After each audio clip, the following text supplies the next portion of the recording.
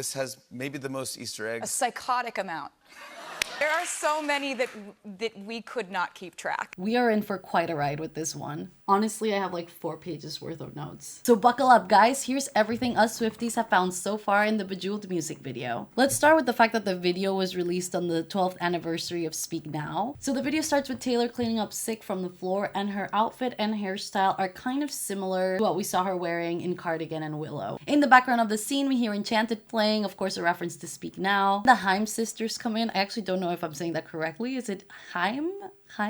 And their outfits and fans represent different Taylor albums. Let's start with the fans, which are symbolizing the different albums Taylor won Album of the Year for. Danielle has a yellow fan for Fearless, Esty has a blue one for 1989, and Alana has a white grayish for Folklore. Now let's redirect our attention to their dresses. Danielle is wearing red for the Red album. Esty's wearing a green dress with these like pink flowers. The green dress representing the debut album, the flowers representing Lover. And Alana's wearing a purple dress, obviously representing Speak Now. So I'm kind of convinced we're missing clues for Evermore and Reputation somewhere here. Maybe this necklace is Evermore. Or I would go as far as saying that Alana's dress also looks very similar to the one in Willow. Also, Alana's seen saying she's gonna choose me, and we know that her dress represents Speak Now, and we know that Speak Now is probably gonna be the next re-release. Laura Dern, who plays the stepmother, talks about how she's gonna be poisoning all the maidens in the village, which could be a reference to how the media has portrayed Taylor as being very calculated and manipulative. Then she says she loves a marriage proposal, and that it's the single most defining thing a lady could hope to achieve in her lifetime, which is a reference to how Taylor has been again criticized by the media. And to me, this is almost equivalent to what she did in You Need to Calm Down with the sign, Mom, I am a rich man, mocking the importance that the media gives to marriage proposals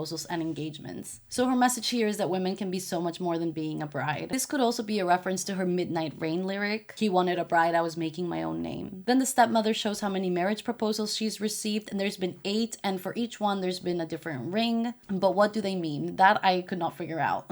Then we have a very interesting exchange of dialogue where the stepmother says speak not, which we think is a reference to Speak Now. She also says clean in reference to the song Clean from 1989. Then she says swiftly, which could be a reference to the debut album. And then Daniel calls Taylor a snake, which is a reference to the Reputation album. And people are speculating this is the order of the remaining re-releases. Thanks so much to Alfred who shared that and other theories with me. Then the stepmother says that the prince tired of Taylor quite quickly. This is again another reference to how the media would suggest that Taylor would drive men away. And it's a narrative Taylor has explored in both Blank Space and Shake It Off. Also, I speculate that the stepmother's necklace has a picture of one of Taylor's relatives, but I couldn't figure out who it was. Next, we see a portrait of Jack Antonoff with 8 cats. Again, I'm not really sure why 8, but we also had the 8 rings, so maybe the number 8 has some significance. Then Taylor starts working on this dress when this little clock appears, and of course it's midnight, and the clock reads Exile Ends, and it counts down starting from 3. I think the 3 is also a reference to Speak Now, which is the 3rd album, and Exile, of course, is a reference to the song Exile from Folklore, and this is actually the 2nd time that it's being mentioned in the music video, so it looks like she's trying to hint at something to do with Exile. She literally just performed it on the 26th of October with Bon Iver in London, so maybe she was just hinting at that coming, but maybe there's something else. When the countdown ends, the walls open, and we see a hooded Taylor that looks very similar to the witch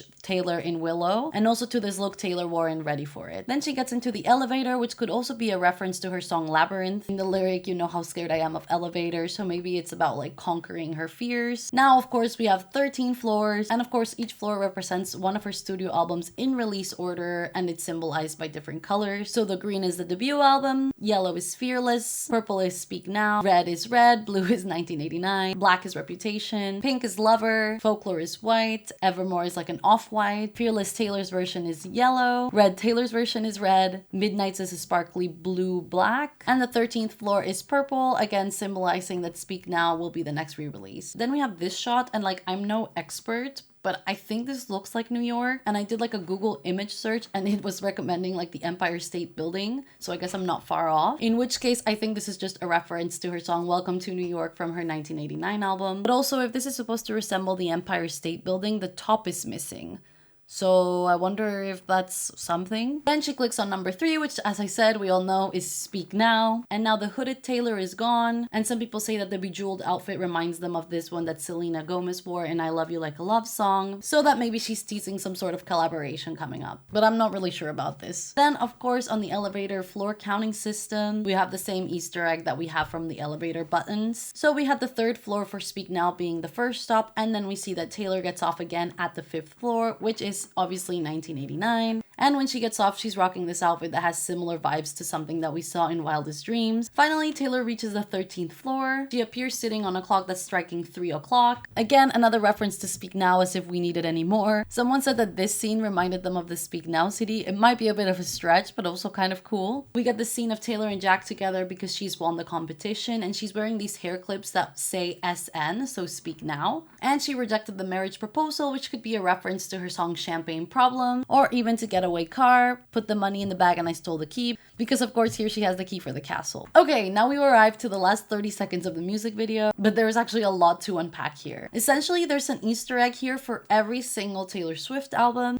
roughly in the order that the albums were released. Not exactly, but almost. So first we see Taylor, and one of the first things that you will notice is that she's wearing these hair clips that say TS, obviously in reference to her debut album. The yellow dress is referencing her album Fearless. We get this balcony scene that's replicating the balcony scene that she did during her Speak Now tour. The red curtains in the background could be representing red. As the camera continues to pan out, we see these seagulls on the wall, and these are obviously a reference to 1989. We have this archer statue at the top of the castle, which is obviously a reference to the song The Archer from the album Lover. The dragons appear to be destroying the castle, so that could be a reference to the lyrics My Castle Crumbled Overnight from her song Call It What You Want from Reputation. Also, the fact that there are 3 dragons made me think of obviously Daenerys Targaryen in Game of Thrones, and we know that she was inspired by Game of Thrones for the song King of My Heart, also from Reputation, so maybe that's another Easter egg there. The cameras continue to pan out, and then we see what could be potentially a reference to the Long Pond studio for Folklore, and we see a fireplace, which I think is representing the fireplace that we saw in the music video for Willow with the witches. So then obviously that's a reference to Evermore. Also not an album reference, but just look at these cat gargoyles that she put as detail into the castle. We have of course a clock and a full moon representing midnights. The bell over here could also be a reference to her Speak Now tour, because she would have a bell as a prop when performing Haunted. Finally, the credits roll and Long Live begins to play. Another thing that I noticed is that she stole the fairy godmother's birthmark.